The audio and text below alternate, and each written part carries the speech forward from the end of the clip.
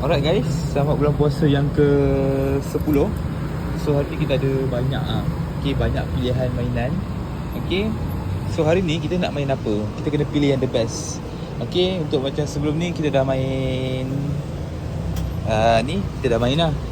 Skibidi toilet kita dah main. Alright, ni kita dah berjaya dapat.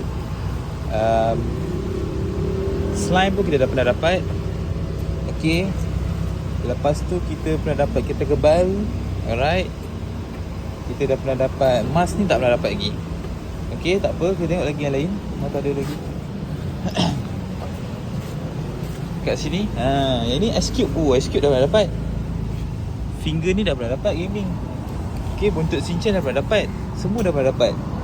Alright, so kita tak tahu nak main yang mana. Kita try yang ini Demon Slayer punya pedang. Yang ni kita pernah main dan kita pernah dapat juga. Tapi kita try Alright. Yang ni harga dia RM1 saja. Tak mahal pun. Tengok. Dia ada kan banyak collection. So kalau dapat memang nice lah. Warna biru. Alamak. First try dah macam tak dah. Untuk second try kita akan try yang ini. Yang nama dia Squishy Cat Paw. Alright, kita try dulu. Yang ni harga dia RM1. Kita akan try semua. Kita akan tengok nanti. Alright. Baca Toba Mochi. Nanti kita akan unboxing. Next seterusnya kita akan try yang ni Ice Cube. Yang ni murah, yang ni posen saja. Kita akan tengok. Alright. Tahu bulan kata mana tahu bulan puasa ni dapat kita tak tahu. Dah ketiga.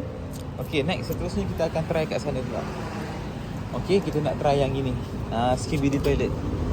Yang ni harga dia RM1. Alright. Kalau dapat ni memang padunya.